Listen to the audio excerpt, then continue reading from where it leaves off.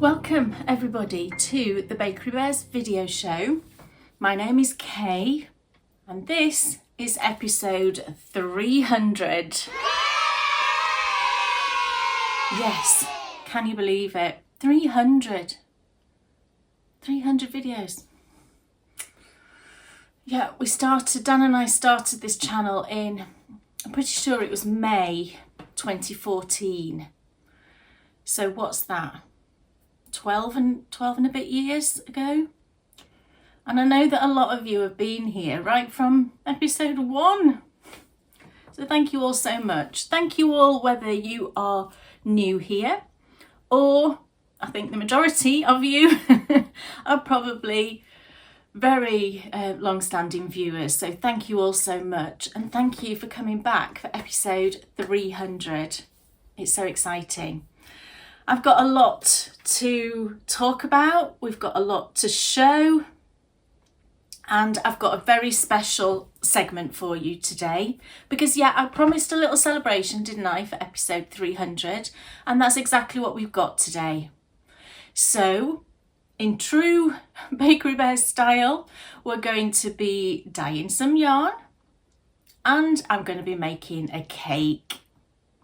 And both of those two things sort of match. It's really fun. Not only that, the yarn that I dyed, I have cast on and I'm knitting something with, and I'm going to show you that as well. It's really pretty. I'm super pleased with it. I completely winged it. Winged it. You don't say wung it. No. No. Yeah, I didn't practice the yarn dyeing beforehand. I just thought, right, I've got an image in my head. I'm just going to go for it. And thankfully, it turned out beautifully. So I'm going to show you all of that later. We've got some fantastic things that I've finished. I'm so excited to show you all of these things. I've got 3 things that I've finished and multiple things to show you that are on my needle and hook. Yes. I've got books that I've finished that I'm going to talk to you about. I'll do that in Endy Bits, and a little bit of yarn that I've purchased. So my goodness, that's a lot of things, isn't it? I hope you've had a good 2 weeks since I last saw you. How's my 2 weeks been, you might ask? It's sort of been a continuation of my previous 2 weeks. Lots of things to deal with, lots of frustrating kind of modern world technology, let's say, to deal with. But however, one thing, the main thing that was causing me a lot of stress, which had a lot of modern day technology tied in with it, I've managed to resolve myself a different way.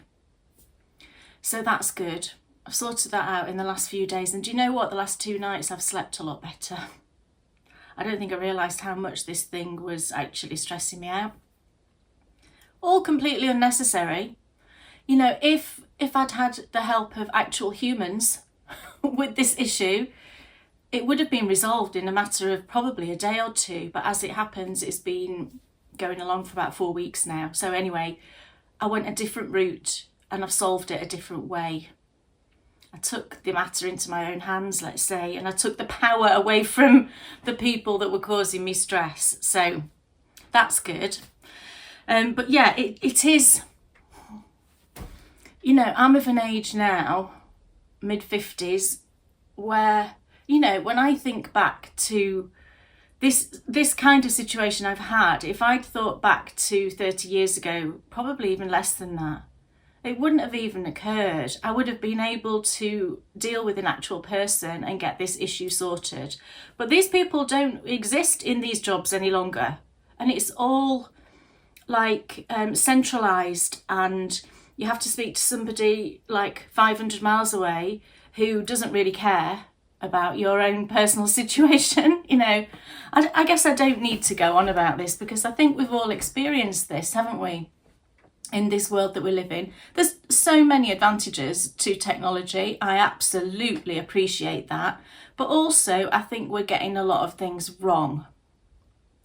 And that personal service and that human element to things, you know, I do worry where it's all going. I really do, yeah. But anyway, I'm getting there with these issues. Things do keep cropping up technology-wise. But I think I've kind of got a little network of people now that I can ask for help, and I've been doing that. I had an email about something yesterday and I'm like, I have no idea what this means. But luckily I contacted the company that deal with our website, and I know people personally there, and thankfully they helped me out and said it's nothing, don't worry about it. Easy for someone to say, isn't it, who knows these things and knows the ins and outs, but you receive these emails and you're like, what does that mean? Yeah, so I've had a lot of sort of technology issues because all of this stuff was, you know, as you know, was Dan's domain, and I honestly had no interest in it, so I didn't really pay much attention to any of it over the years. I just let Dan get on with it.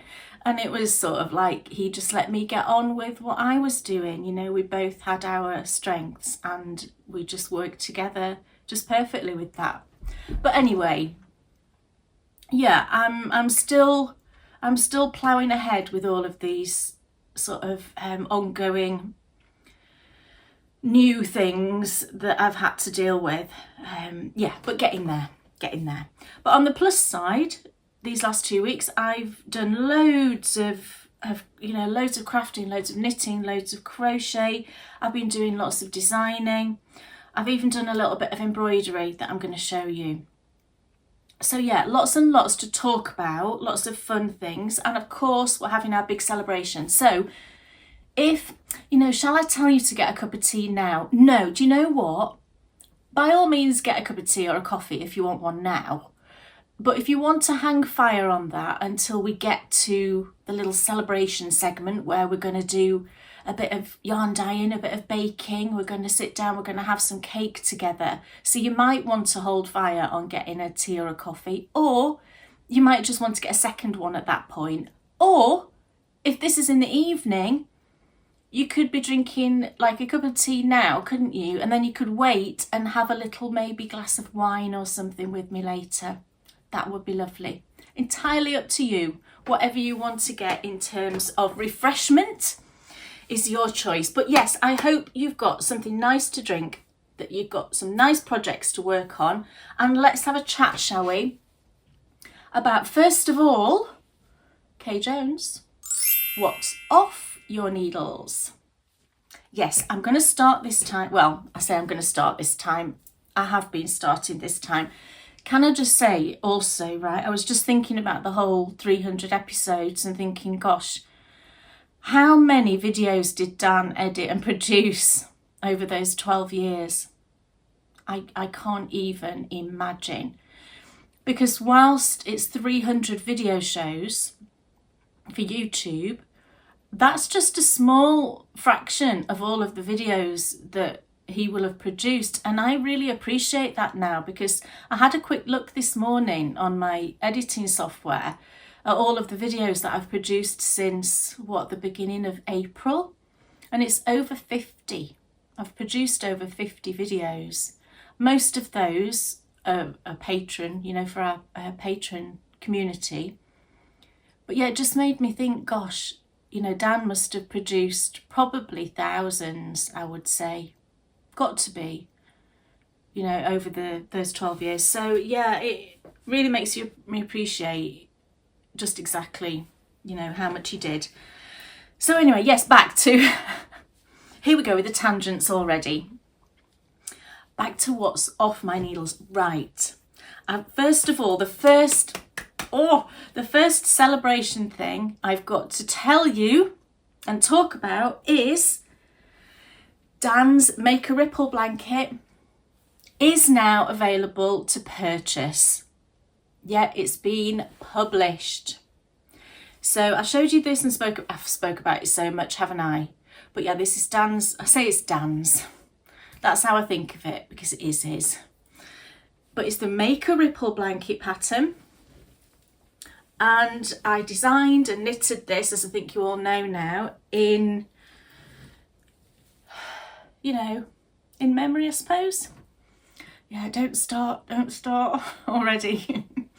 Yeah, in memory of my gorgeous Dan. And it's now available to purchase. So if you would like to, of course, this is now available on Ravelry and Love Crafts. And what I'm going to do is from now, or, you know, I actually published it, as you watch this, I published it a couple of days ago. So from the day it was published until the next video show, so 2 weeks time, whatever profit I've made from the pattern, I'm going to be donating to the hospice that helped Dan. So I will let you know on the next video show how much that was. So I will say thank you in advance. Yeah. So this blanket is DK weight. I used Stylecraft Special DK in 11 colours, all associated with Dan. And yeah, it's this gorgeous ripple stitch. And it just makes the most perfect knit, I'll be honest. And actually starting it now, although it's still really hot, but starting it now whilst it'll be like small on the needles is a great time, because then when it comes to the colder months, you'll have that nice amount under your needles, won't you, to keep you warm and cosy while you work on it.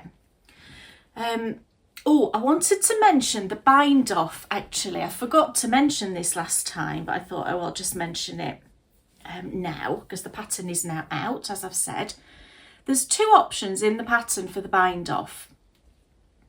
I used, the reason I put 2 options in is because one of them is the one that I've used is a bit time consuming, but I think it's really worth it. And I'll show you the bind off now. It's brilliant.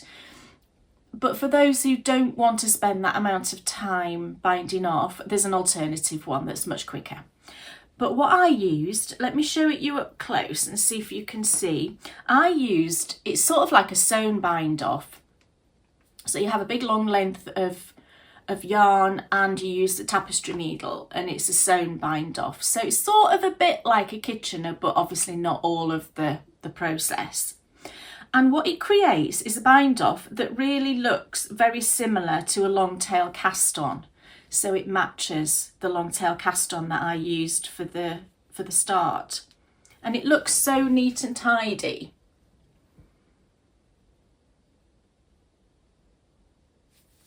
I hope you can see that. Let me just hold it again.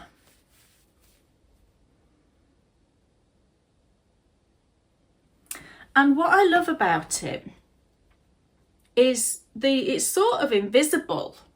But when you compare like the cast on end to the bind off, it's so similar. Honestly, it's brilliant.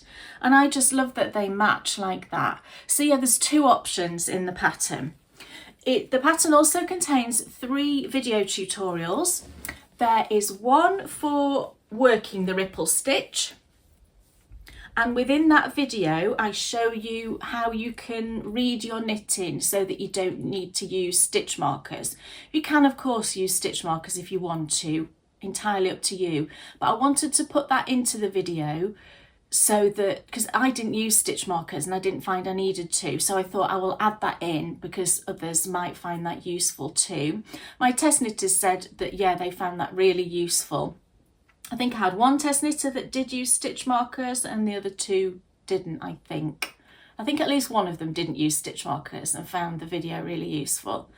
And then there's also a video on how I change yarn on the edge to get a really neat edge. Do you know, sometimes, can I even tell which edge I've changed yarns on? It's honestly so invisible. Is it that one or is it the other one? Yeah, so there's a video showing you, I can't even tell. I'm looking for where I've woven in the ends. But it's really, yes, this side. I can just see where I've woven in the ends. It's so neat. And because sometimes you can get, you know, it can look kind of a bit lumpy, can't it, where you change yarns at the end of a row. But I do it in a certain way that means that you don't get that. It's super neat. And you can use this technique for all kinds of things. I use it all the time, you know, with blankets or I suppose anything that you're knitting flat, you know, where you need a nice neat edge. So there's that video, and then there's also one on how I weave in my ends. So yeah, there's 3 videos in the pattern. It's charted and written, so you've got those 2 options there. Yeah, so it's there. The pattern, like I say, is there and ready for you if you would like to knit your own. So that's fantastic, isn't it? I'm so pleased that I've got this out now. The timing of it all, do you know, I think it is serendipity, let's say, because, you know, I've released this now, and within the next couple of days it's Dan and I's wedding anniversary, so that all just seemed perfect, and it's the 300th episode. You know, I just think that sometimes these things happen that way, don't they? Yeah, so that is all ready for you to get your hands on if you would like to. Okay, so what have I actually finished since last time? So the first thing is a pair of mitts. Let me put these on. These mitts, I've called these the September mitts. I've got a bracelet on, but it goes over, it's fine. I've called these the September mitts because these will be the platinum pattern for September for our patrons. So the platinum collection, it will go out to gold and platinum patrons. And for September, I wanted to do some fingerless mitts, and they're just lovely. I showed you these a few weeks ago, I think a few episodes back, where I got one finished. But yeah, these are all done now, look. And what I did with these, can you see those? I've put in this lovely texture pattern, but I've done it all the way around the mitt, for like extra snuggliness, and it really does make a difference. It's so lovely. And the advantage of that also is that you can just do 2 mitts the same. You don't need to think about the thumb gusset being on different sides. The 2 mitts the same. So it's a bit like knitting socks, you know. You knit one of them, you've got all the techniques down, you just need to knit the other. I used fingering weight yarn for these, and it is Lay Family yarn. And it's my favourite colour is autumn, which is perfect for a September release. Gorgeous colour, just the most perfectly autumnal shade, I think. There'll be 3 sizes in the pattern. These are the size small, there'll be a medium and a large as well, so brilliant for gift knits for Christmas. I think is the perfect thing. So yeah, they will be going out, like I said, to gold and platinum patrons on the 1st of September. Right, oh my gosh, you're gonna love these. So excited to show you these. I've finished the gradient socks. Do you know, I'm crocheting the cushion cover with the granny square cushion, I should say, and I'm using an advent calendar from snail yarn, and I had those little bits left over from each of the granny squares, and I've knit this pair of socks and I've finished them, and they are, wait till you see, they are fantastic, I've got to say. So here's the finished socks.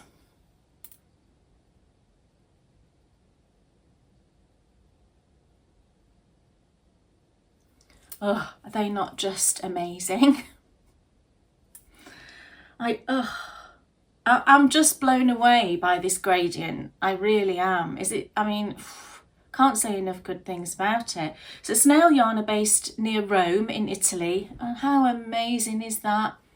Another brilliant thing for me, because Dan and I went to Rome way back in early 2005, and we absolutely loved it. And, you know, to be honest, we've spoke about that trip for the last 20 years, and we always said we would go back. And of course we never did, you know.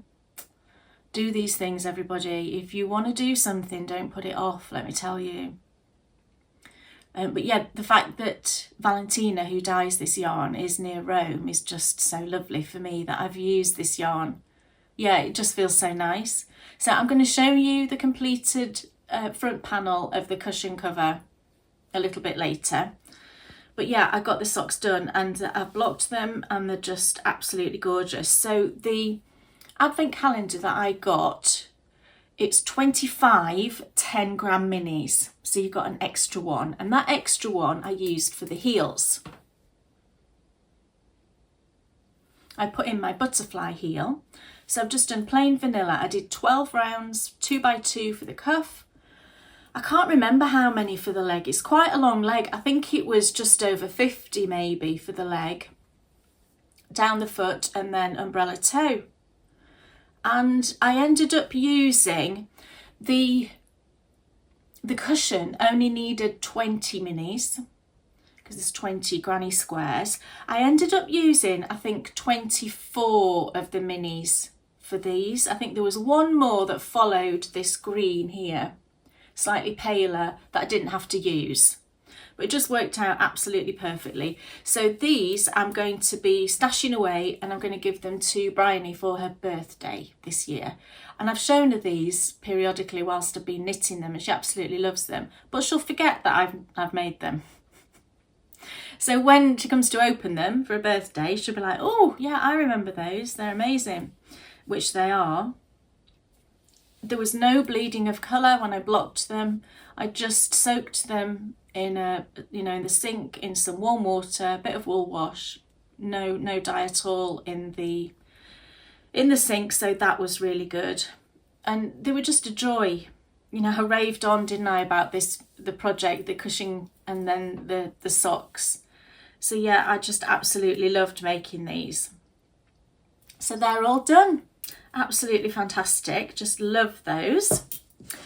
And then the final thing I finished is a little embroidery. This is so fun. I think I showed you this kit when I got it at the time. It's a few episodes back, I think. It's probably a month or two ago that I bought this.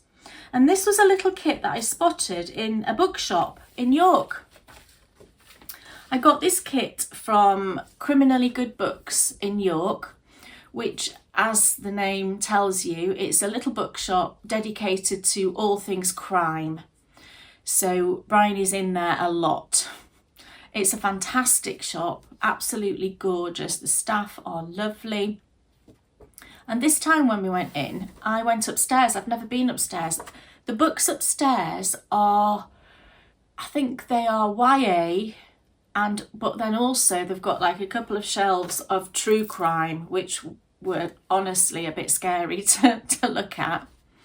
But then also in the corner there was a table with loads of embroidery kits on. I was like, what is this? And this maker is local to York. She's called Little Wolf Designs. And I picked up this one. Do you remember this little kit? So it's a fly agaric mushroom. We used to just call them toadstools back in the day. Do people still call them toadstools, or are we very sort of anatomically correct with that? Is anatomically the right word? Botanically correct, I should say. But yeah, I bought this and thought, yeah, I'll do that straight away. And of course, then you don't, do you?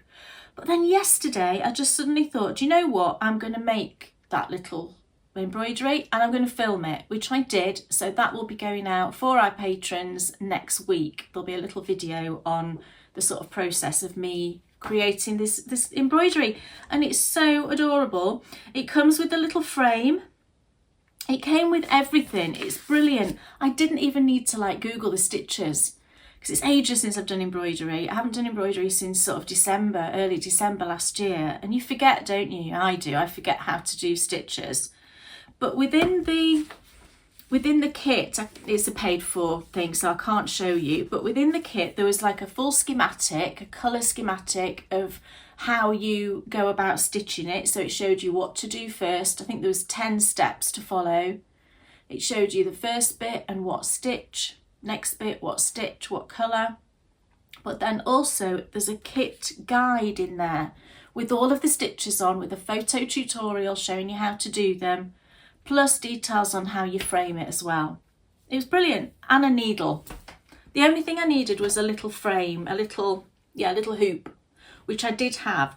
And I think the idea is actually that you put it in this little hoop that you're framing it in and just stitch it in the hoop, which you could do, but it was a bit small for me. And I had a hoop that was a tiny bit bigger. But yeah, this is all finished, and look at my little stitching.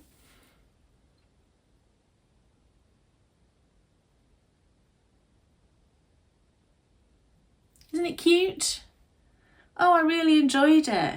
It took me, on and off, it probably took me about 2.5 hours maybe to stitch it, which is brilliant, isn't it? And then on the back, I did what the kit told me to do, but I kind of knew what to do anyway.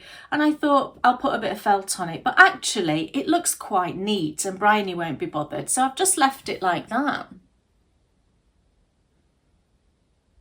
So she's just going to hang that somewhere in her room. I'm going to take it to her this weekend, and yeah, she'll just hang that somewhere because she loves all things, you know, autumn, mushrooms, all of that. And she does loads more of these little kits. And in fact, I'm going to York for a few days, in a few days. And there's like an arts and crafts fair that they hold down by the river, and there's loads of different stalls, and I think this lady's going to be there. So if she is, I'm going to go, and I think I'll get another one. From the bookshop, I paid $19.99 for it. However, on her website, they're $16.99. Obviously, the bookshop need to make a bit of a profit, don't they? Which is fair enough. Yeah, but it absolutely brilliant. I loved it. So I would highly recommend these little things. And I think it makes a perfect beginner project as well. It's small enough that it's just not daunting at all. You can get it done quickly, which again, I think when you're learning, to have that kind of quick gratification is brilliant. And I really enjoyed it. See a little bit of embroidery there with my gorgeous mushroom. So that's all the things that I've finished this time. So of course, what we've got to say now, it's time for Kay Jones, what's on your needles? Right, I've got a big pile of things here to show you. One of the things I'm not going to show you until you've watched the extra little bit. But the first thing I've got to show you is a pair of socks. And I've not shown these for a while actually, and to be fair, I didn't forget about them. But I kind of did. I looked in a bag the other day and I was like, what's in that bag? We've all done it, haven't we? And I discovered a lovely pair of socks. So I finished the first one and I cast on the second. So these are my peach socks. Do you remember I dyed up the peach yarn a few episodes ago? I'd started the first sock really enthusiastically, absolutely loving it, put it in a bag, and then a million other things came into my mind, and I sort of forgot about it, but I was delighted to find it because I finished the first sock, and I cast on the second, and I just loved them. So here's my first finished sock. Do you remember these? So it's a little shorty sock. So I dyed this yarn here with you, if you remember. I think I called it Fuzzy Peach, didn't I? So we did this main colour peach and then the matching sort of leaf green. And I sort of designed this little pair of socks with this all over texture patterning that's really, it's very subtle, because what I wanted was something that just gave a hint of that fuzzy peach skin. And this actually works really well. So can you see how it's got like just a little texture? And it's perfect, it's absolutely lovely. So I've got the second one cast on. It's in my ghost bag. Do you know that I bought this from York. It's from York Curios, a shop in York that's on Coney Street. It's this gorgeous bag. And she's got tons of these bags in her shop, all different prints, just lovely. So I've got the second one cast on. Where is it? I literally just cast it on because I just wanted to get it on the needles. So look, this is all I've done of the second one. But it's cast on, isn't it? And that's half the battle, I find. I'm just deciding at the moment what I'm going to take with me for my little trip to York. I'm there for a few days and I'm going on the train, so, you know, taking a suitcase. So I need to be careful what I take. The last time I went for a few days was when I was there in April, and, you know, I filmed from that flat. I'm going to the same flat. And I filmed from there, if you remember that first video back in April when I came back on my own. I'm going to the same flat. And all I took last time was Dan's ripple blanket, but I'd barely started it, so it wasn't that big. And I just wound off a bit of yarn of the colours and just sort of stuffed it in a bag in my suitcase. But this time, I think I'll probably take two things. I'll take a pair of socks, and it'll either be this sock to finish or something else I'm going to show you. And I think I'll take one other thing that I can't tell you what it is actually. It's a future design. I think I'll take that as well. But yeah, I'm travelling. I say I'm travelling light. I'm travelling as light as I possibly can. And I, you know, managed perfectly well last time. Don't need as many clothes this time because it's still really hot. Oh my goodness. This week it's going to get up to 33 where I am here, and this is in the northeast of England. Ridiculous. I honestly cannot remember. I can't remember a summer like this. Can you, if you're in the UK, can you remember a summer like this? I'm sure we must have had them, but we've not had barely any rain. I know there's parts of the UK that haven't had rain for over a month. We did get a little bit last week, but not a lot. But, you know, I'll take whatever the sky wants to provide. Yes, so still really hot. So I know I won't need, you know, big thick jumpers and things like that. So I'm sure I'll be able to squeeze in a couple of knitting projects, won't I? So yeah, I've just got this one cast on, 9-inch circulars, of course, because yeah, I'm still in that zone of loving the 9-inch circulars. It's funny actually, when I cast on this time, I thought I'm just going to try casting on with the 9-inch circulars, and I just didn't like the join, because what I do typically is I cast on using magic loop and knit 2 rounds, and then I transfer it to the short circulars. And the reason I do that is because the cast on I use with magic loop allows me, I do this little technique and it allows me to cast on in a way that gives a really invisible join at the top. You don't really get a jog. I mean, I can't see, I haven't even blocked these, but it's somewhere in this area where I've cast on here. And you don't really get a jog.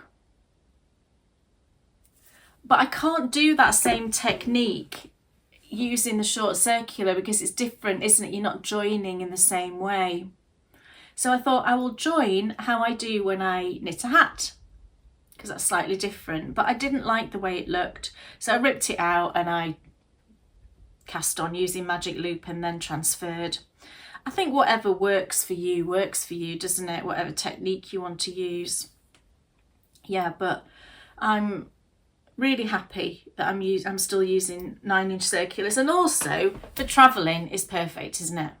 Take up no space. You don't have like a cabley thing all over, and you're not going to drop a DPN on the floor. So it's brilliant. So here's my peach yarn that I've got left, loads, because I'm only doing shorties. And then I've got this lovely leafy green that I dyed too.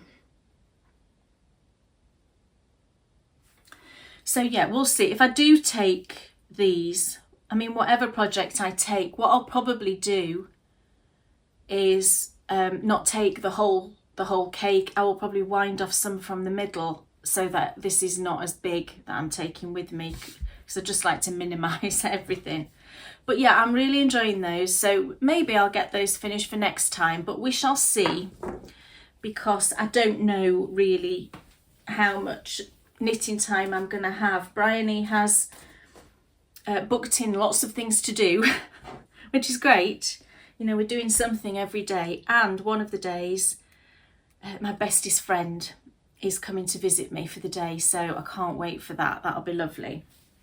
Have I got all of the things I need to show? Yes, I have. I've got 3 project bags here with 3 different versions of the same thing. And you know that it's my crochet granny square cushion. Oh yes, so the first one that I will show you is the snail yarn, because I finished the front panel. Oh no, dropped all my bags. Okay. Yeah, the first one I finished is the snail yarn. Oh, crochet hook. And oh, it's gorgeous. I'm just smoothing it all out because it's been in the bag. So I've completed 20 squares. So this will be one side, and then I will just continue on adding them until I've got the same again. So here's the front panel, or the back panel, I don't know, it's one of the panels. Isn't it lovely? Oh, it's just gorgeous. So I worked it corner to corner with the gradient, and I think it looks lovely. And yeah, I got the first 20 squares done. So my plan with this one, actually, I'm not sure yet, because I've got another advent set on its way to me from Valentina, from Snail Yarn. I purchased the one that was called Winter Solstice, which I think was the 2024, not sure, it might have been 5. It's called Winter Solstice anyway, and it's all blues and greys and browns. That's on its way to me. And I've had the shipping thing. I think it's going to come actually when I'm away. But that's fine, because the post office will just hold on to it and I'll go and collect it. Not a problem. Don't talk to me about the post office though. I'm dealing with something else at the moment where they appear to have lost something that I've posted, even though I sent it tracked and signed. Don't even. I'm beyond frustrated with, that's another of my frustrations. Can't get through to anybody on the phone. Nobody in the sorting office wants to help me. I'm going to go in again today, this afternoon. I'm going to walk in this afternoon, and I'm just not going to leave until somebody helps me find this item, because it's really important, and it's why I sent it tracked, 24, signed, all of that. Anyway, yeah, all that to say, I've got another one on its way. Now my plan was to use that one for the other side of the cushion. However, I have now ordered Valentina's advent calendar for this year, and it's gorgeous. I can't remember the theme. It's something to do with light. So I'm now thinking, do I want to do the one on the other side that's all blues and greys and browns, or do I just want to hold on to this until the beginning of December and then work on the second half of it through December as like an advent project? I'm not sure. I haven't decided yet. I'm going to wait until the winter solstice one comes and see what I think. I know it's going to be lovely. But yeah, I don't know whether having this as something ready to work on for Advent, and knowing then I can finish the cushion by the end of December, I think that might be really nice. So I'm thinking about that. But in any case, I've finished this part of it, and all I will do is I'll just carry on. I started up here, so I'll just carry on adding them join as you go here, and then it just folds over, and then I seam it. So I am currently writing up this pattern. I'm working on it. It's quite a process, partly because it's crochet and this will only be my second crochet pattern that I've written. So they tend to take me longer, you know, because I need to just make sure that I'm writing everything clearly and how it should be written and in the correct sort of language and terminology for crochet. But then also I'm working on 3 versions of this at the minute, and I'm going to be using some of those versions when I do the videos. I'll do video tutorials for it. You know, there'll be all of the usual things that I do with my patterns. So yeah, it's a bit of a process, but I'm hoping to have this pattern, the crochet pattern, out certainly before, I really hope before December. Yeah, fingers crossed. So that's that one all done. Oh, it's just so lovely, isn't it? Oh, so nice. So yeah, that one now is just in the bag waiting for the yarn. Now this is the one that's not far off being finished actually. And this is the one where I'm using all row 1 yarns. Hang on. I've got too many bags. And I showed you this one last time, but I've done quite a bit of work on what is now the second half. So the front half, or the first half of my cushion, so one side of it is going to be all of these blues and purples and greens. So you've seen this bit before. And yeah, these are all row 1 yarn. It's the clubs that you get, do you know, that are the 10 gram minis. I've got some more here, look. They come all wound up ready like this. Oh, don't drop it. And each of these squares uses, it's yarn held double. I didn't say that, did I? It's fingering weight held double. And you have a little bit left over from a 10 gram mini, because that's what I was using to make the socks. So yeah, first side is all of these blues and greens and purples. And I'm now working on effectively what will be the other side of the cushion in these more kind of autumnal colours.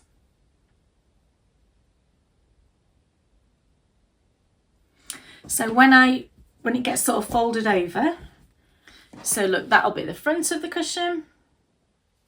And then this is a bit confused because you can see the squares through it, but the autumnal side will have all of these gorgeous colours, which is just lovely. I've actually got a row 1 yarn due. It might even come today. I've had a thing saying it's out for delivery, so it might come today. And I'm really hoping there's some more autumnal colours in it, because I'm kind of running a bit short on suitable colours from what I've got left. I've got loads of like deep blues. There's a couple of purples, but what I want is some more.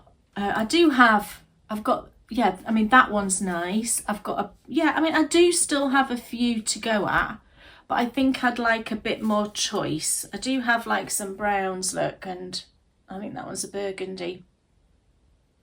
But I thought, oh yes, that one's due anyway, that shipment, so hopefully I'll get that today or tomorrow, and I can choose a few more from it.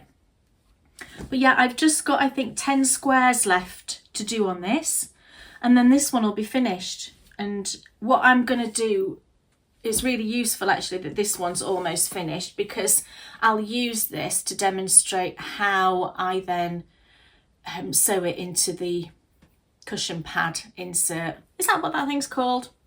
Is it a cushion pad? I think so.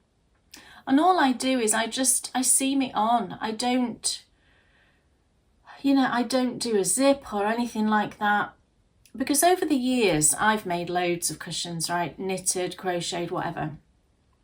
And I've only ever just seamed them completely, so the cushion pad's inside, and just seamed them all the way around. And I just think if I do need to wash it, all I've got to do is just unseam one of those sides, take it out, give it a wash, back in and re-seam it again, and it's not a problem. But honestly, I've never had to do that.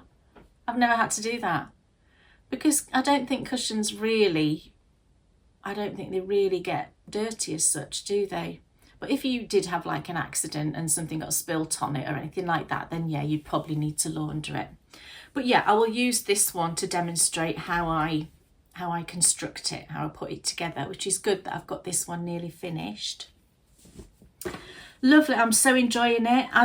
What I generally have been doing is 1 square a night on this one, because I've also started another one. You know what? I'm enjoying it, so why not, I say. So when I write the pattern, the yarn I'll recommend will be the row 1 yarn, because it's just so perfect. Those 10 gram minis are so perfect for it. Now, the final one, I did start the pink one that I showed you last time. So I've got, now this is all going to collapse because I've started using them. They're all falling out, but it's these. So let me just take this ball band off because the staples are getting caught on the yarn. There we go. So here we go. Ruby and Roses.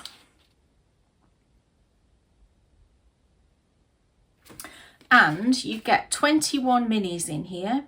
This is called the Rosebud Minis collection, and it's the Colour Wheel Club Rose Atelier.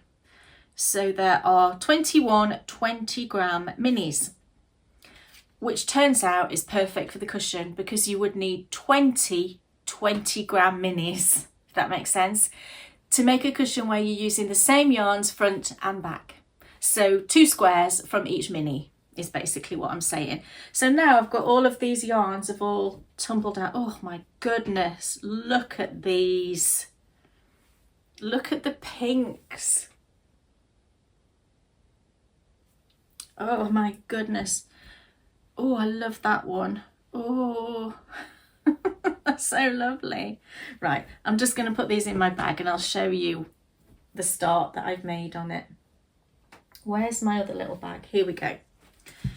So here's my start. I've got 4 squares made. Oh, it's so beautiful.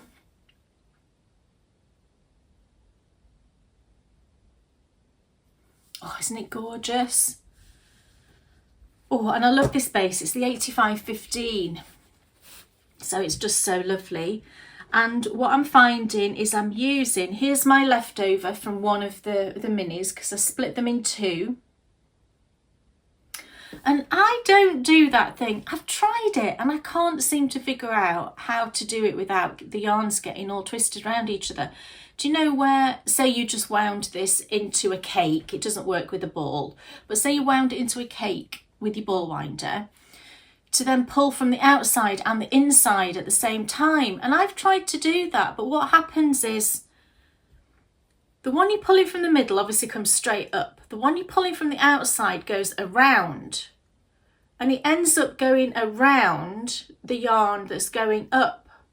So it sort of twists around it. I know somebody suggested putting a button on it or something, somewhere, putting a button on one of the yarns. It must be the one coming from the middle, I guess.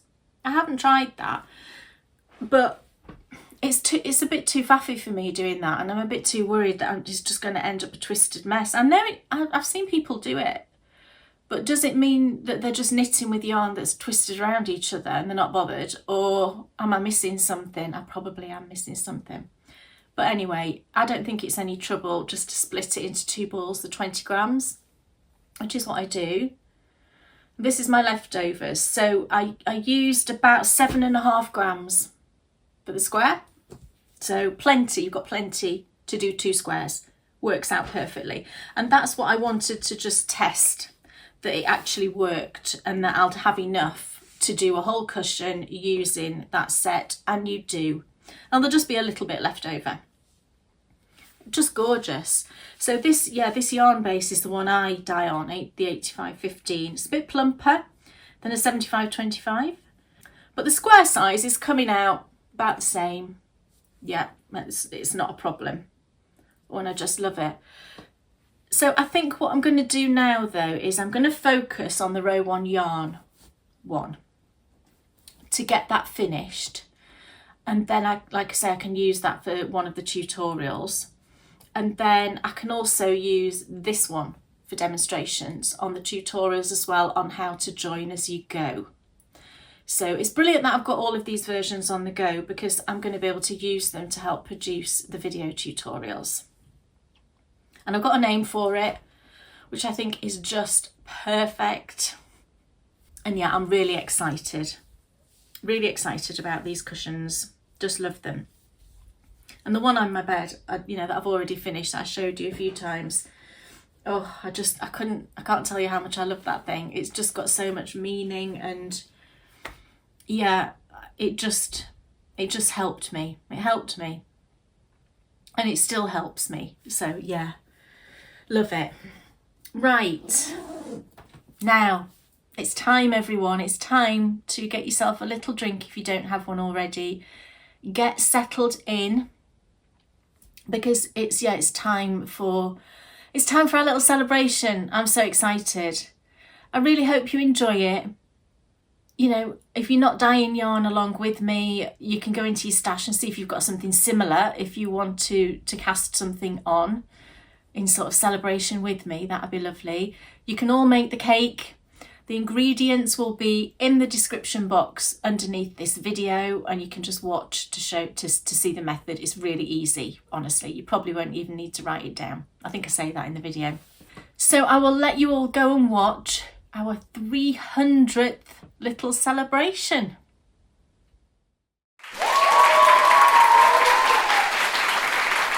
Right, everyone, are we ready to create a party cake? We're doing it in two ways. We're starting off dyeing some yarn, and then we will move on to the actual cake. Very exciting. It's actually a really dark day today as I'm filming this, which is a bit weird.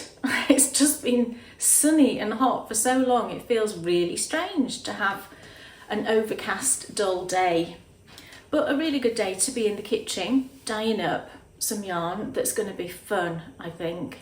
Now, I'm winging it again.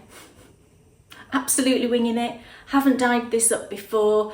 I've done things that are sort of similar, but I haven't done this actual colourway before. So, fingers crossed, wish me luck. So the first thing I'm going to say to you is the first thing that I think I always say, and that is a little safety precaution warning when you're dyeing yarn, that all of your equipment, tools, all of that, or you should only use them for dyeing yarn. So pack them away in a box, keep them separate, get them out when you want to dye yarn, because the dye powders are toxic. Okay, so we don't want that getting onto anything else apart from pots and pans and equipment that you're going to use to dye your yarn. And also, I always say it, but always use a mask. Super, super important. Right, we need to talk about the dye colours, don't we? So, what we're going to do this time is we're going to dye the yarn initially in a very gentle base colour, and then we're going to speckle on top of that. So I've got quite a number of dyes out here, and I'm not sure whether I'm going to use them all when it comes to speckling. I'm going to judge it when we get going, but I'll tell you what they all are, and then as we go along I'll decide if I'm going to use all of them, because I don't want this to end up looking completely chaotic. I suppose actually the look that I'm looking for, the look that I'm going for, it is sort of chaotic, because I suppose I should tell you, I don't think I haven't told you, have I? We should start with what I want this skein to look like. Fingers crossed. What I want it to look like is actually the cake that we're going to make. So I want a base colour of a gentle buttercream, and the way that I'm going to make the buttercream, actually it does end up a really pale colour, but it is still a colour, and it's like a very gentle, creamy, lemony sort of colour. You know what buttercream looks like. So we're going to dye it a base colour of that first of all, and then we're going to speckle hundreds and thousands on top. Got to have hundreds and thousands. So I've been inspired colour-wise by the actual hundreds and thousands, and also the candles that will be going on the cake. So I've pulled out dye colours to kind of match those, but I've ended up with like 5 colours for speckling, and I don't know if that's going to be too many, because I don't want them to sort of bleed into each other and just look a bit too bonkers. You know, I want this to be really pretty. So we'll see how we go, but I'm going to tell you all of the dyes that I've got out, and then as we go along, if I don't use any of them, I'll let you know. So the first dye colour, I'm just going to turn my water down. I've got water heating up on the stove. The first colour that I'm going to use is Landscape Dyes, and it's Wheat. So this is the colour that I'm going to use to dye that initial buttercream shade. Wheat, as its title tells you, is that very yellowish golden sort of wheat colour, and I think if I use this in a really careful, sparing way, that I'm hoping to get just a slight creamy yellowy sort of shade. So Wheat is the first one. We've then got Dharma Dyes Ballerina Pink. And this is, as it's described again, it's that kind of tutu pink, really gorgeous. We've then got Landscape Dyes Coral. And this is just a lovely sort of bright peachy corally colour. We've got another Landscape Dyes, and that's Splash.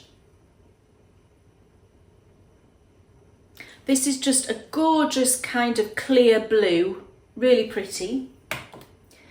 We've then got Jacquard Lilac. Oops, nearly dropped it. Yeah, Lilac from Jacquard.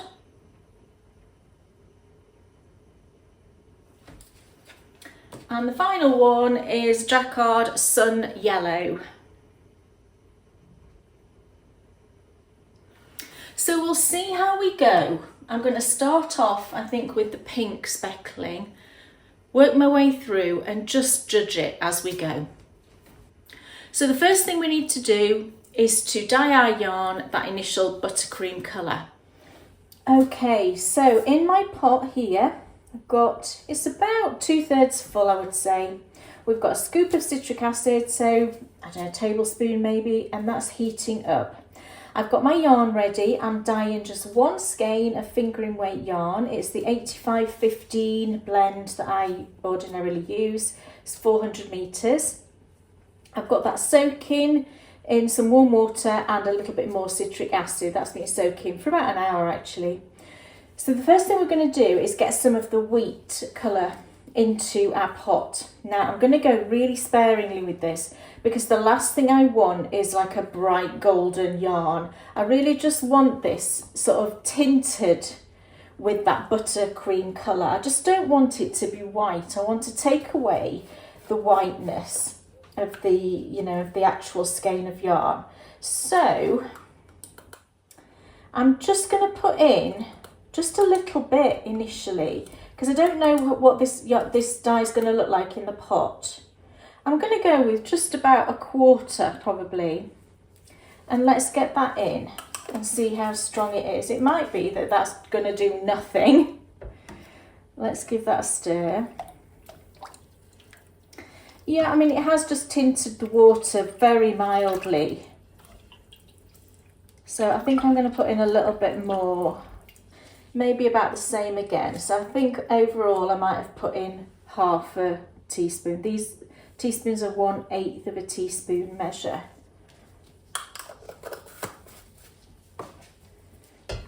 Give that a stir. Now, although that does look like there's hardly any colour in there, I am going to get the yarn in and I'm just going to judge it, because the last thing I want to do, like I said, is just have too much colour on this at this stage. It doesn't look like a lot of colour to me, but I'm going to go with it for now and let's just see. We can build the colour up. Just going to get it in.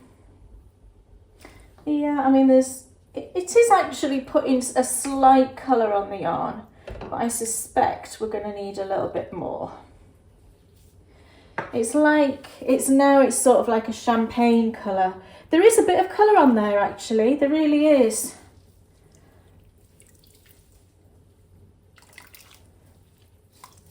But I think I do want a little bit more colour, so I'm just going to give that a quick whiz around, and that colour will just disappear, the dye will have gone, because there's so little in there. Yeah, do you know, like when you see a wedding dress and they call it champagne? That's the colour it sort of looks to me. Oh, that's hot, hang on. So I'm just going to take this out. I'm thinking probably actually the same again, so I'm going to go with about a half. Let's give my spoon a rinse.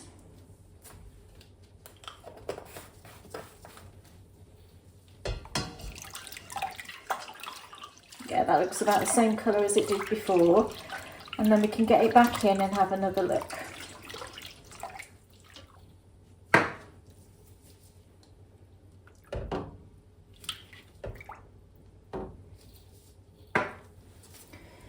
Yeah, that looks better. I think I'm happy with that actually, that looks good. I just wanted a hint of colour on there, just to take away that white, and that has definitely done that. It's sort of giving me vibes actually, it's making me think of my wedding dress when I married Dan. My wedding dress was actually more gold than this, but it's sort of giving me wedding dress vibes, this colour. Yeah, I had a soft gold wedding dress when I married Dan. It's lovely. That looks perfect. I don't know, I've no idea what you can see actually, but to me, what I've done is I've taken away that whiteness. I've really just knocked back the whiteness of the skein, and it's given me that kind of soft, you know, just a hint of a colour on there, like a champagne-y sort of colour, which I think is perfect for what I wanted, because what we're going to do when we make the buttercream for the cake is we're going to whip it. We're going to whip the living daylights out of the buttercream, and that actually does make it almost white. And this is what I wanted this to be, just a hint of colour. So this is perfect. So I'm just going to drop that back in and just crank up the heat for a second. Just get that simmering. The dye's all gone. There was that little in there, it's all gone. But I just want to bring that up to simmering point, let it simmer for a minute or two, and then I will get the yarn out, and I'm going to remove a lot of the water, because the next stage is speckling and we don't want a lot of water for that. Okay, so I've taken out most of the water and left just about an inch of water in there. And I've just thrown in a little bit more citric acid as well, because we will have removed a lot of that when I scooped out the water. So I've just popped a bit more citric acid in, giving it a stir. So now we're going to get the yarn back in. Okay, mask back on. And let's start speckling. So I'm going to start with the pink. Couldn't quite decide what colour to start with, but pink always seems a good place, doesn't it? For me anyway. So I'm just going to do what I normally do when I'm speckling. I've got a brush, and we're just going to go in close to the yarn and teeny, you know, little speckles. So just tap your brush, leave it a second, and then move away and, you know, do another area, because it can sometimes take a second just to show the colour. And what I'm going to do actually is I'm going to put all of the colours on this layer, let them set, move it, repeat, and I might do that 3 times actually in total. So I'm just going to carry on going around until I think there's enough of this colour.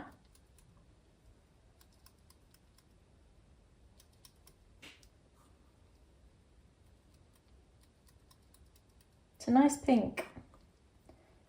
Okay, let's move on to the next colour. So I'm going to go with the coral next. Now this one is a landscape dye, and I like to speckle with these ones because it's a bit more granular than the others. So, and I don't think I've ever speckled with coral, so let's just see what happens with this. Oh, that's quite a big lump there. Okay. And I'm just going to do the same thing. I'm just going to dot each of the colours just around.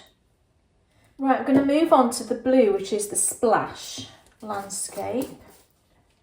And let's see what this does to it. It's a gorgeous colour, this Splash. Oh, it's lovely.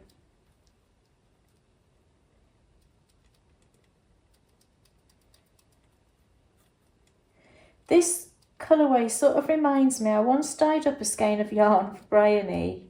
It was only for her, I didn't do it. I don't think I ever filmed it or anything.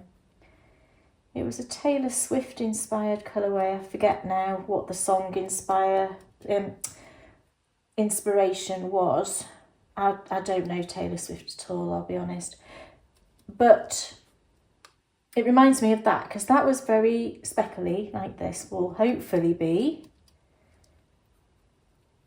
Yeah, so fingers crossed this turns out. Right. What I'm going to do now is I'm just going to carry on speckling all of these colours.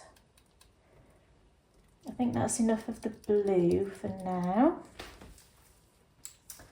I think I am going to use all of the colours I've got. So the next one will be lilac and the one after that will be sun yellow. So I'm going to carry on doing that. So I'll do these next two colours and then I'm going to let that layer set and then we'll move it and repeat.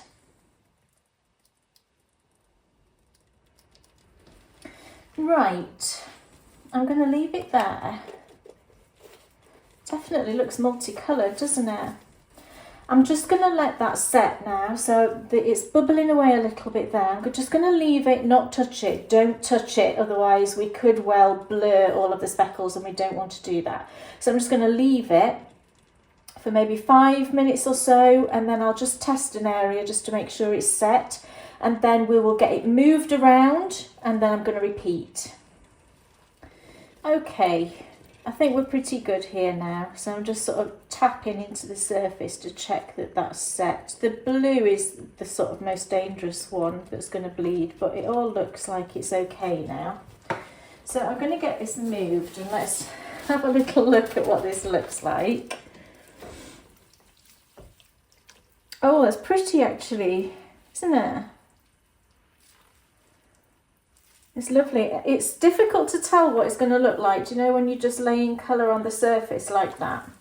It's really difficult to tell what it's going to look like when you actually, you know, skein it up and use it, so to speak. But I'm just now moving it so that we expose some of the surface area that we haven't speckled.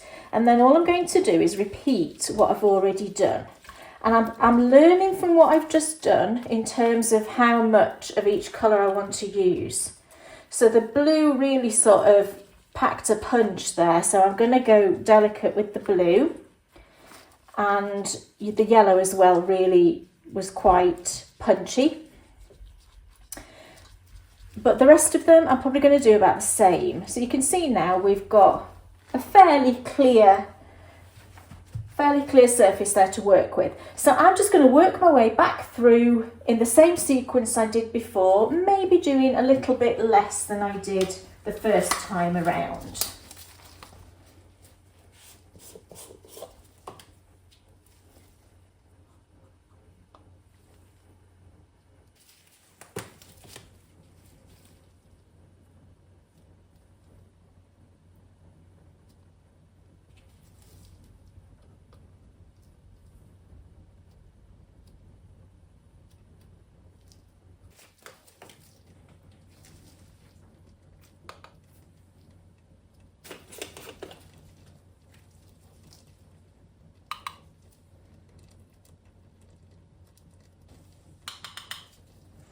Okay, so we've gone round again with the colours.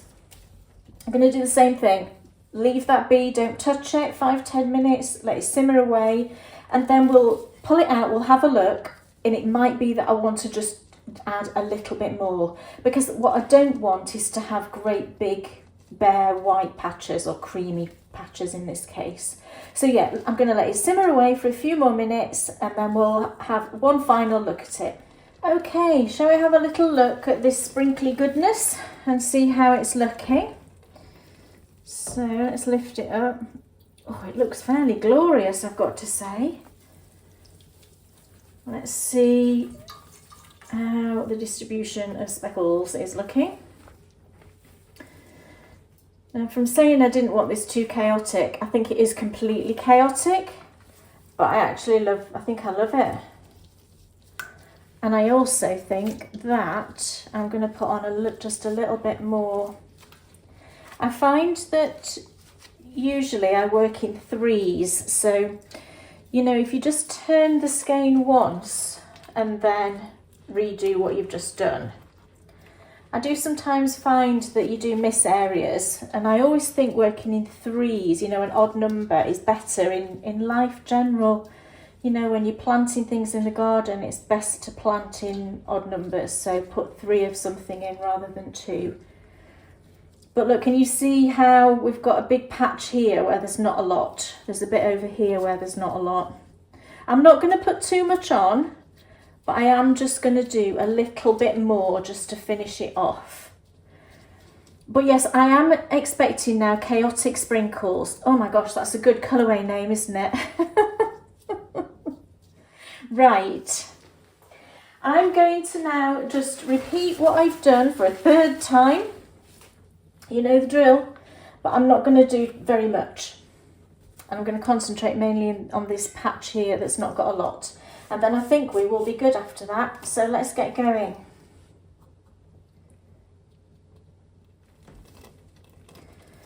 Okay, I think we're good everyone with that. So, take my mask off. Oh, lovely. So for the last time, I'm just going to let that simmer away for 5 or 10 minutes. Make sure all the colours set just by checking with my big spoon. And then I will set it outside just to cool down. I will get it rinsed and dried. So the next time you see this, it will be in the skein in all of its finished absolute glory, let's hope. Okay. My yarn here is just simmering away, as I said. I'm going to let that fully set and then I will do all the rest. I will cool it down, rinse it, get it dried, get it looking absolutely gorgeous. So of course, what we need to do in the meantime, whilst this is drying and doing all of that, we need to make a cake, don't we?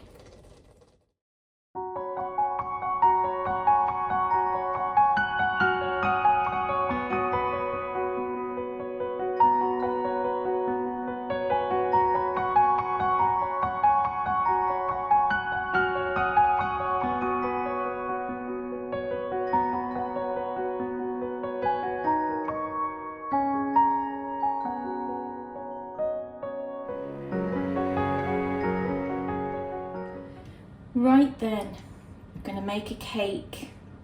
What we're going to make is a simple cake. I've made this type of a cake with you here on the channel before.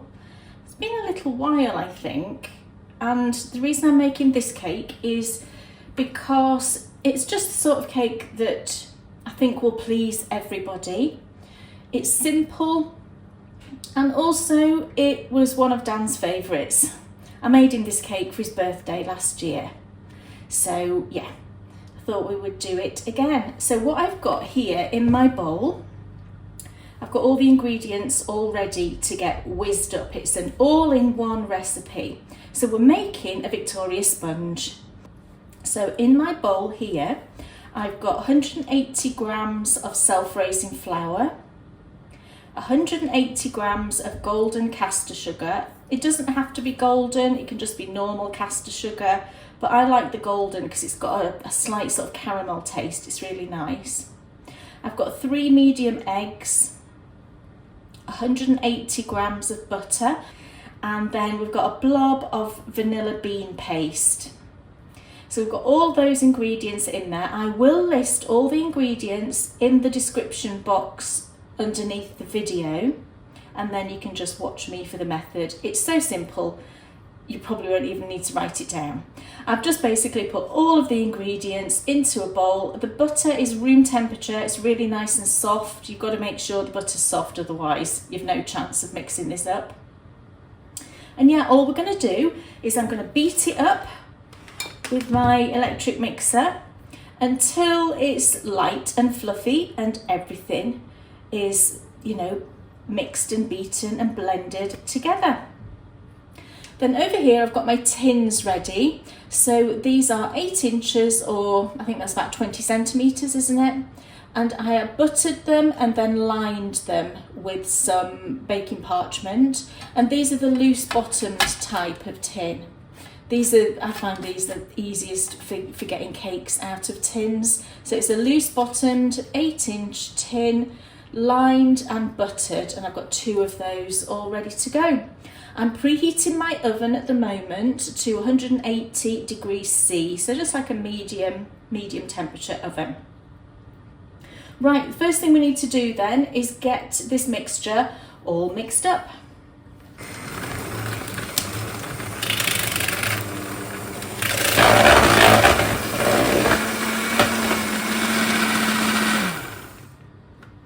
Okay, so there we go then. It took about 5 minutes, that's all. And we end up with this gorgeous light and fluffy mixture. And what I always like to check is the kind of Delia Smith method to make sure it's the right consistency. If you just grab some of it on a spoon, or in my case a spatula, and then just give it a sharp tap on the side of your bowl. If it drops off like that, you're all present and correct. That's great. If it doesn't drop off easily, then just add maybe a tablespoon of milk and then give it another mix. But this looks perfect. So we're ready now to get this into the tins. So all I'm going to do is just divide it between the 2 tins. So I'll just take, you know, a blob and pop it into that one. Roughly same size blob into that one. And just keep going until you've used all your mixture. And then what we want to do is just ease it around.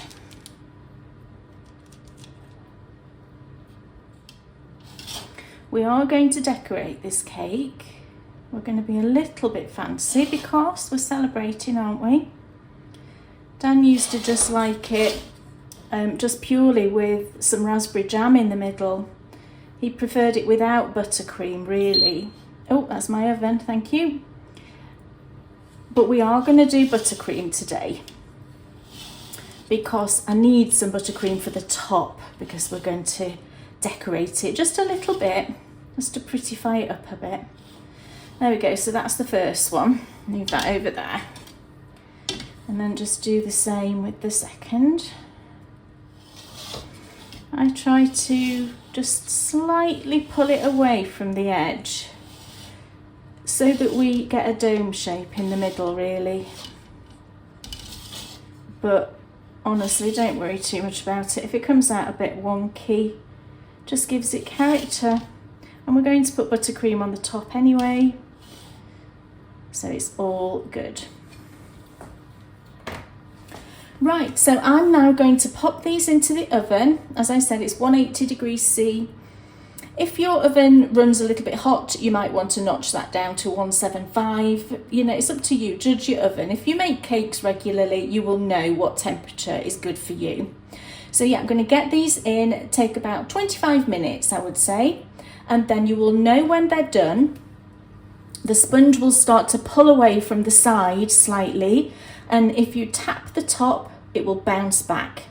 You can also just pop a skewer into the centre as well and make sure it comes out clean if you want to do that.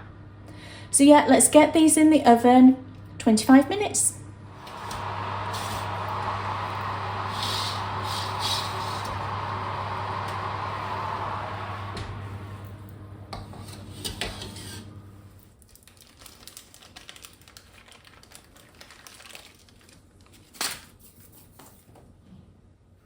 Okay, our cakes are now cool, so it's time to make some buttercream.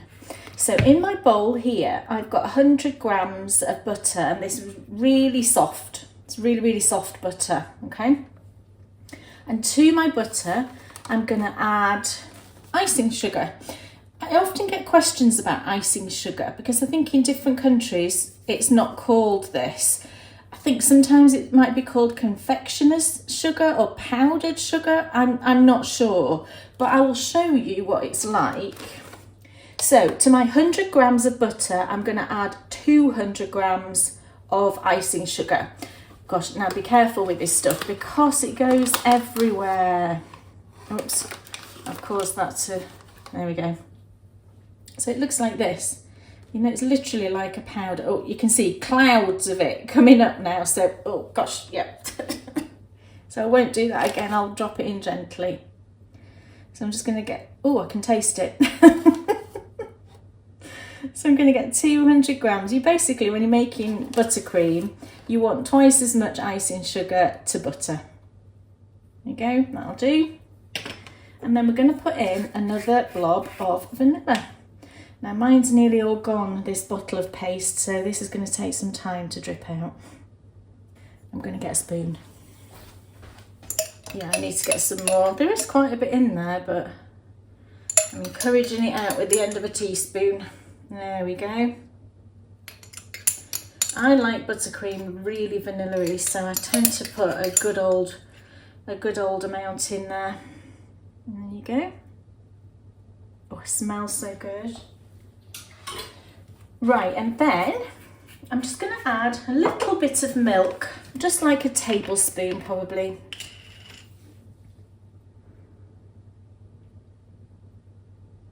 There you go. And now we're going to whip it into a frenzy. Now before I start whipping this up, if you put your beaters straight in there, you're going to get clouds of icing sugar everywhere. So what I do is I just go in with a spoon or a fork and just get it started. So you just want to take away that powderiness. There we go. See, we've got that going now. There's no risk that that is going to go all over.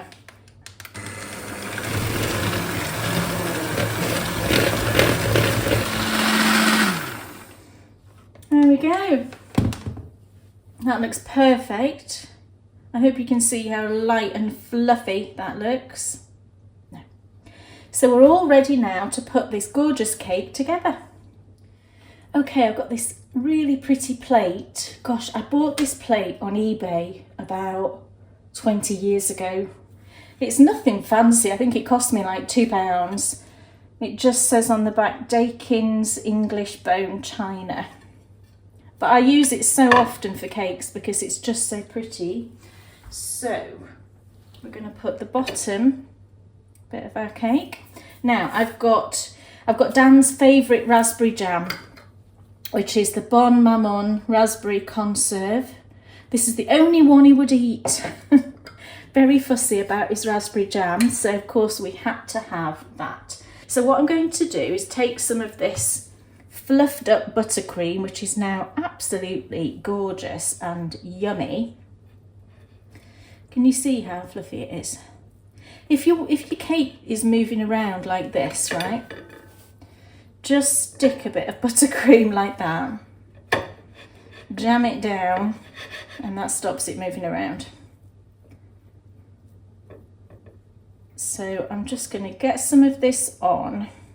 We want a nice thick layer, I think, don't we? This is a celebration cake, but we do want to leave some for the top.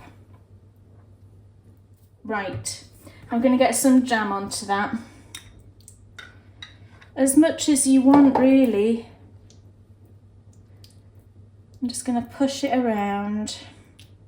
Oh, Dan would love this so much.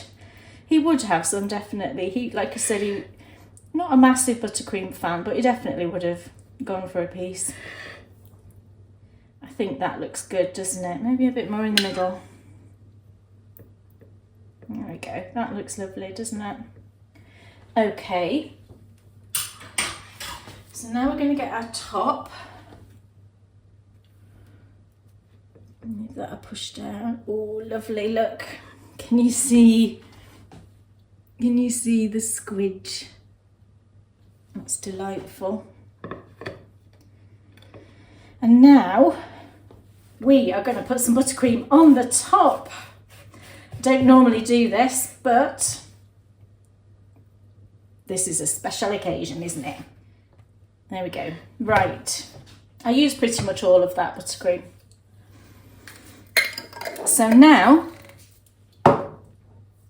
we're going to bring in the hundreds and thousands.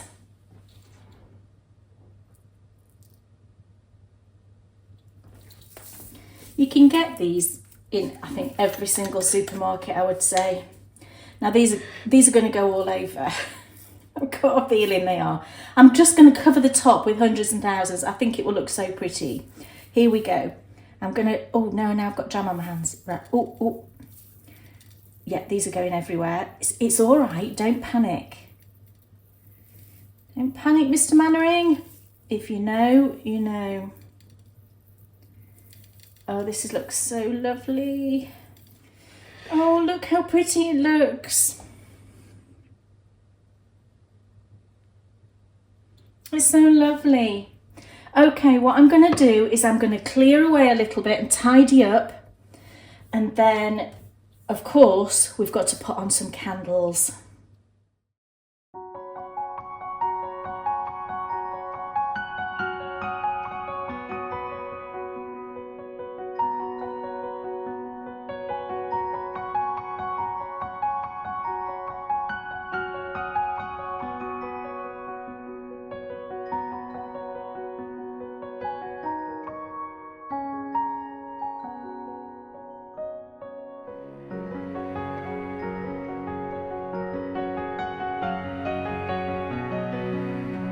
Shall we make a wish?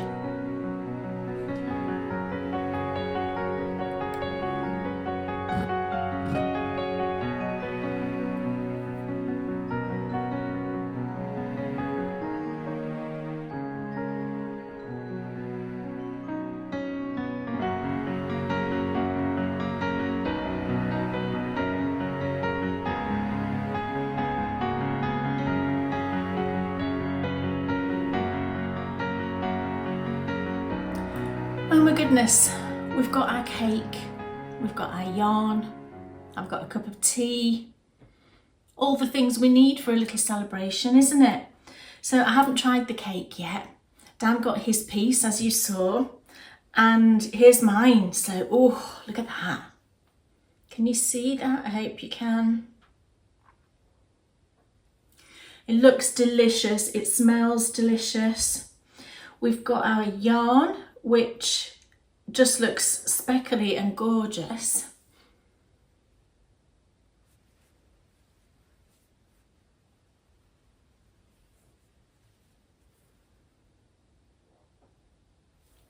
And of course, I've got a cup of tea because we've got to have a lovely cup of tea. Bryony got me this cup actually, I think for Mother's Day this year.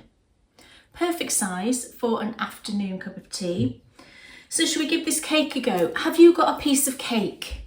Okay, now I know that you can't have made this in that amount of time, unless of course you had all the ingredients in and you rushed, gathered them all together and you've made the cake with me. That would be amazing.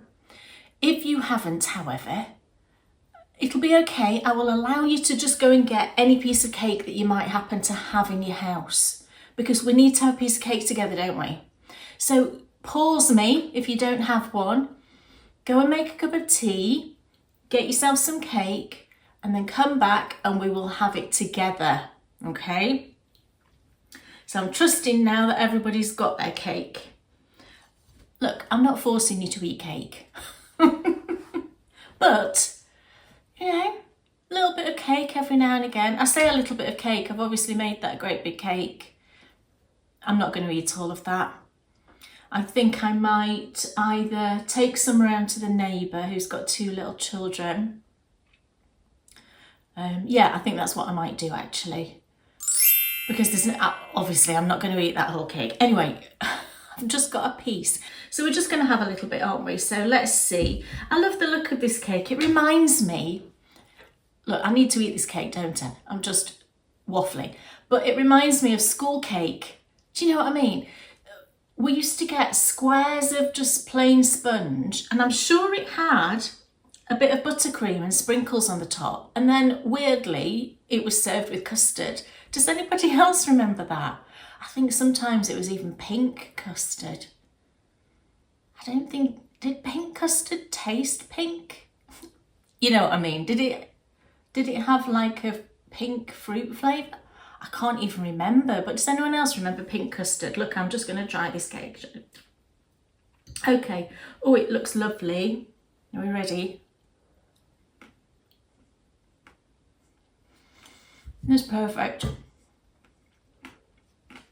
The hundreds and thousands are a little bit crunchy. That's nice. Do you know what? It's like the perfect piece of cake, I think, for any occasion. You could have this after your dinner or your tea at night. Very happily, like me, I'm having it mid-afternoon now with a cup of tea. I think that's actually the ultimate time. Do you think that's the ultimate time for a piece of cake? Mid-afternoon with a cup of tea? I think so.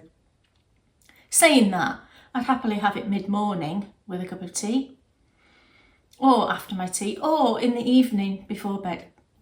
Yeah, let's face it, I'd probably have it any time. So I'm now going to have a bit more of this cake. I'm going to drink my tea. Yeah, and just have a little minute with, I say with Dan, his photos here. Yeah, I gave Dan his piece of cake, obviously, so I'll sit here for a minute with him. And then I'm just thinking about whether to cast this on straight away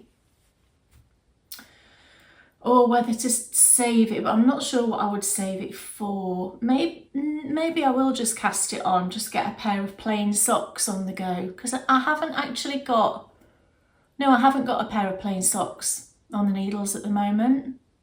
So that might be nice. Watch this space. I might have cast this on by the time you go back to me sat behind my desk. Okay. I'm going to stop waffling. I'm going to go and have a bit more of this delicious cake and drink my tea. Yeah. So I hope you enjoyed that. I hope you enjoyed eating your cake and drinking your tea with me. It's lovely to have this little celebration. Can you believe we've reached 300? Amazing when you think back. Yeah. I think it's at times like these where you just pause for thought, don't you, at these points in life where, you know, it's an anniversary or something like that. Just makes you pause and think, doesn't it? Certainly, I'm not sure I need to think anymore at the moment, but, you know. Okay, I'm definitely going to stop rabbiting now, and then you can go and see whether I cast on this fantastic yarn. Yay! We had some cake, we've got some new yarn, and yeah, Dan was there with me, of course. Oh my goodness, that was a tough one to edit, I'll be honest. But yeah, there's no way that there's no way that I was not going to cut him a slice. Yeah. So I hope you enjoyed that, and you're going to go off and make your own little Victoria sponge. But yeah, I think I put it up on the screen, didn't I, that I actually took most of it down to Carl at the garage with the mechanics, because I just thought, it was delicious. Honestly, it was absolutely delicious. And I saved some for me. I think I ended up having about 3 slices. But I just thought, I cannot eat this whole cake myself. It's just no way. I can't do that to my body. So I thought, let's share the cake love around. So yeah, I cut it into slices, like covered it all in foil and cling film, and I was walking down the street. It's only around the corner, but it's kind of a main road. And I thought I didn't want to put it in a box because I thought I'll probably never get that box back, it going into a garage with mechanics. So I just thought, right, I'll make sort of a box with foil and cut it all up and then put a foil lid on it. And I was just carrying it down the street like this. I don't know what people were thinking. I didn't care. took it into Carl and I said, oh Carl, do you think you and the lads could eat this for me? And he's like, no problem, love, you know. Yeah, and he put it on the side for all the mechanics to eat. So that's really nice. And yeah, but I did eat about 3 slices, I think. It's absolutely delicious. I had it over the course of about 3 days. It was so yummy. So yeah, I really hope you enjoyed watching that and having your own. I hope you did go and find some cake and make a cup of tea and eat it with me at the same time. I'd love if you did that. But of course I had to cast on a pair of socks with the yarn. Had to do it. And oh my goodness, this yarn is so pretty. I cannot get over it. So here's the yarn all caked up. It's so lovely. It's difficult to see when it's a speckled, but I'll show you the socks.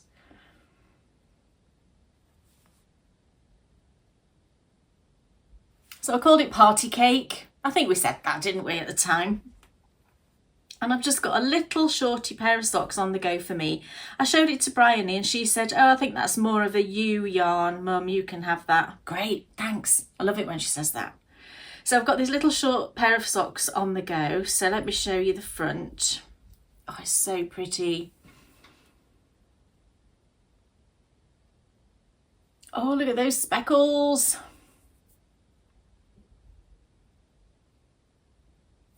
Just gorgeous. So I've just done, I did 12 rounds 2x2 rib, 24 rounds for the leg. I've put in a butterfly heel, which is on the back here. And then I'm just working down the foot. And actually this time with the butterfly heel, I did the same colour. Because the butterfly heel requires you to use a separate yarn. So whether that's a contrast yarn or whether you pull from the middle and you know, knit the heel, it's entirely up to you. But I've never used the same yarn before. I've always used a contrast when I've done the butterfly heel. So I thought this time I'm just going to use the same yarn. So for this, I did actually pull from the middle, but it works because you're only pulling from the middle. I'm not doing anything with the yarn that's, you know, that's still attached to the actual rest of the sock. I'm literally just pulling from the middle to knit the, you know, knit the heel back and forth, and then you go back into the round, cut that yarn and then carry on. And it worked perfectly. It's just lovely.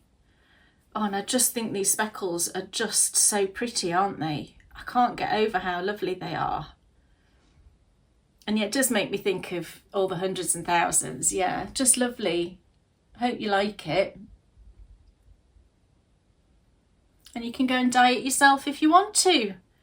Or you could use any colours, couldn't you? You know, for if you wanted to use different colours and do a different kind of speckle, then you could. And I think dyeing it that soft background colour really works as well. It's got that creaminess to it. It's lovely. So these might be the socks actually that I take with me to York, because it's just one yarn, really easy. So I might take these, I think. Yeah, but that's my party cake socks. Absolutely lovely.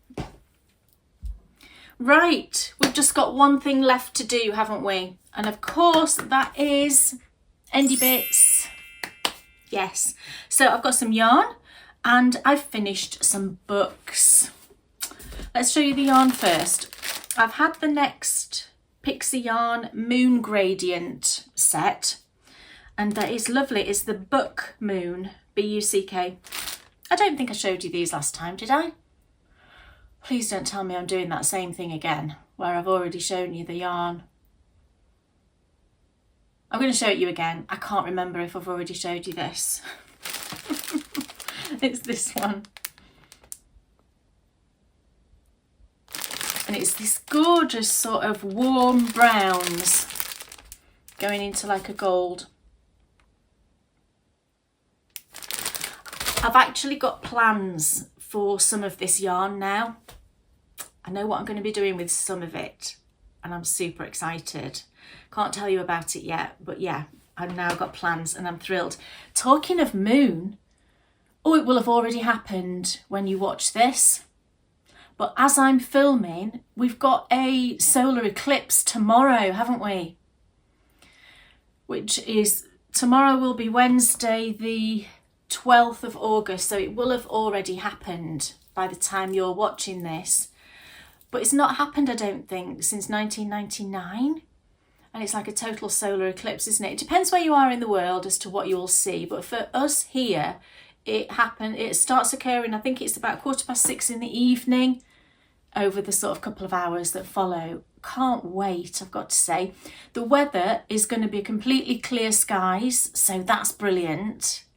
And, you know, I'm not going to be obviously looking at the sun or anything like that, but it's just weird, isn't it? I do remember the last time it happened and everything just went dark. Or it's not pitch black dark, is it? It's sort of twilighty dark. And Bryony's really excited as well. So I said, look, we'll FaceTime each other and you go outside, because where she lives, in the student complex where she lives, it's brilliant. It's all gated and everything, but they've got a really lovely green area in the middle. I said, go outside. There's bound to be other students who are doing the same thing. And yeah, we'll sort of have a bit of a weird solar eclipse twilight moment. Yeah. But that's my yarn. Apologies if I have already shown you that. I don't think I did. I'm going to put it up here with my others so that I know I've shown you. Right, on to books. So I've finished 3 books since I've last seen you.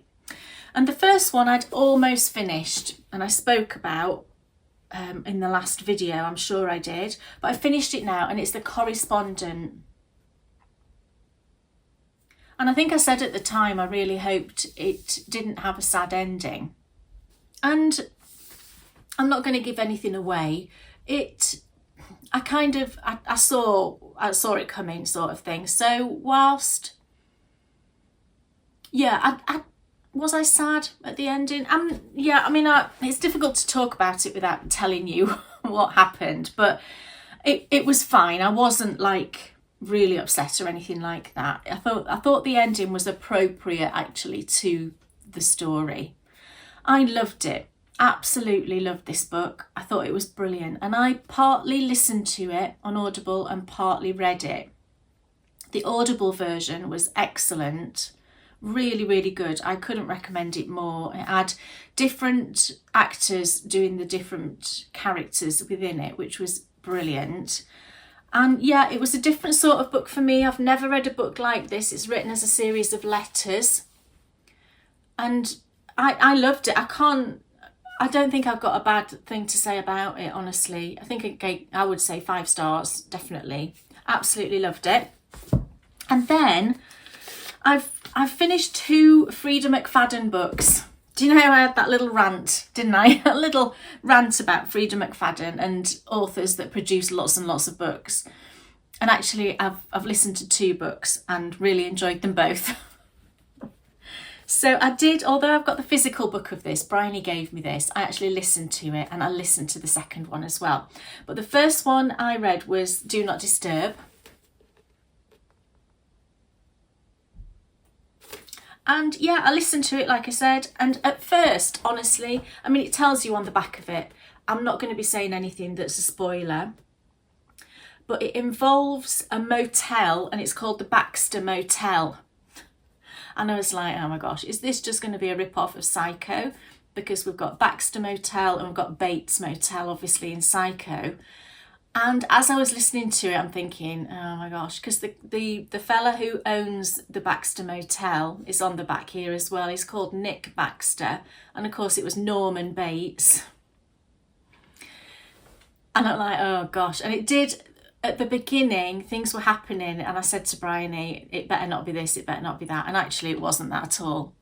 So although I think she's obviously inspired a little bit by Psycho, the story itself was really not Psycho at all. So that was good. I was pleased it wasn't. And I didn't guess what was going to happen at the end. Didn't guess it at all, and really enjoyed it. You know, I do understand why people read these a lot and really love Freida McFadden. It's very readable, a huge page turner, and really, you know, kept me occupied for that. I think I listened to it in 3 days. Really enjoyed it. So that was the first one. And then I read this one of Freida McFadden, called The Locked Door. This was entirely different to Do Not Disturb. You know, the story was really nothing like. This story centred around like a history of a serial killer, and then like a relative of that serial killer, sort of 26 years after the event. And which one did I enjoy the most? I mean, I really enjoyed that one as well, and I didn't guess the killer at the end. I had no idea it was going to be this person, and I got to the end and I was listening to it. I was out for a walk and I went, oh, at the end, because I was really surprised. It took me by surprise. And Bryony didn't guess either. She was reading it at the same time I was listening to it. She didn't guess either, but she did say she preferred Do Not Disturb to The Locked Door. The Locked Door was parts of it were quite grisly because it involved this serial killer. So very, very different books, but I would say equally as enjoyable, equally page-turnery. But if you don't like that kind of crime, it wasn't scary or anything like that, but it was on the tiny bit slightly more gruesome side, I would say. Definitely not cozy crime. Definitely not, you know. Quite a lot of tension. It's a thriller. Definitely a thriller, I would say. But really enjoyed it. The thing with these books, I think, is, and the difference between a book like this and a book like this for me is, this one stayed with me. And I often think about it.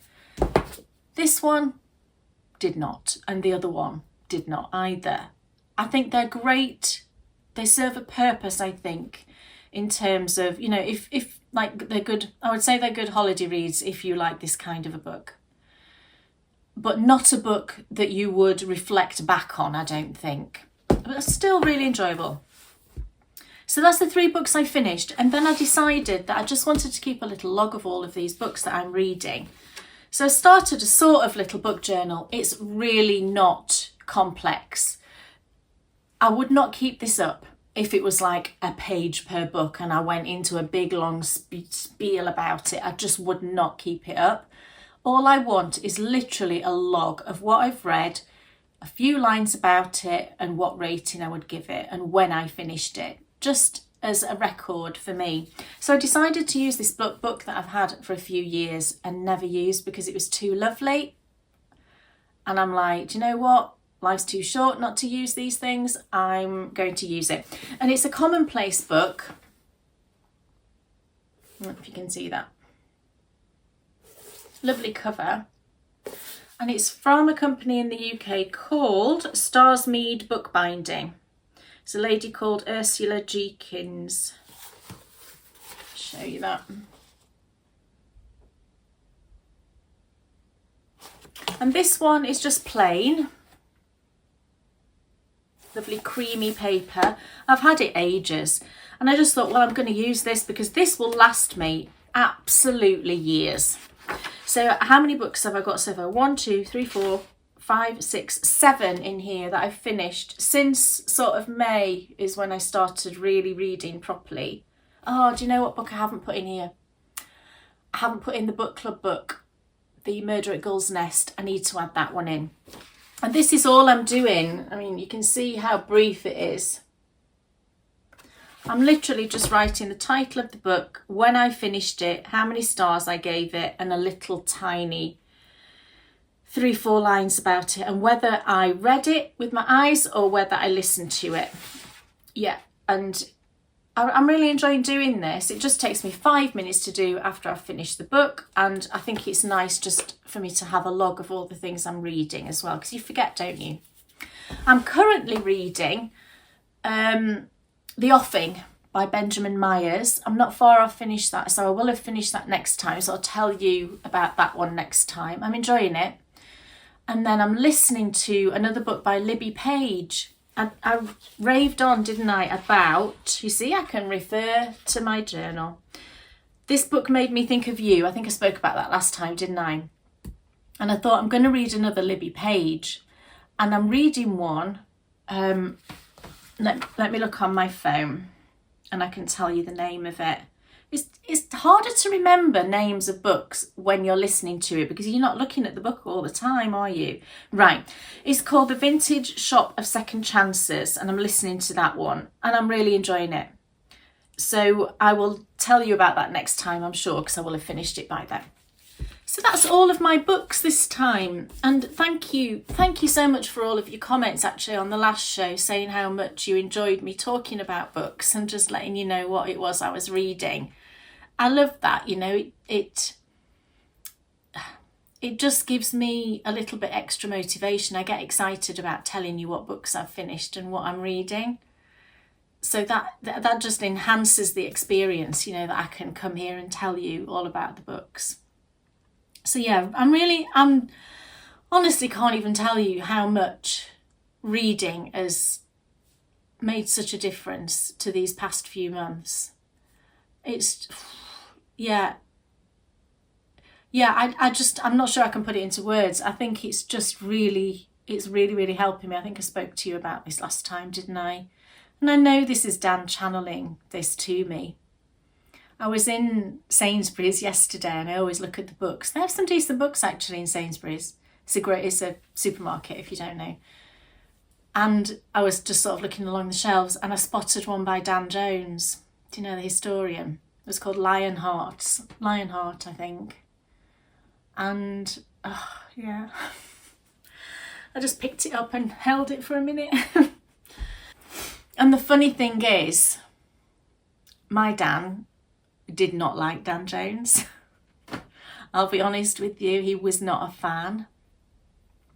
He thought he was a bit too kind of showy.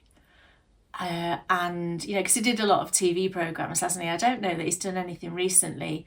But he would come on, you know, with his leather jacket and his tattoos. And I don't know, I think Dan just thought he didn't quite have the substance behind him, maybe, the knowledge kind of thing. But, you know, he's written loads of books and I think he's quite popular.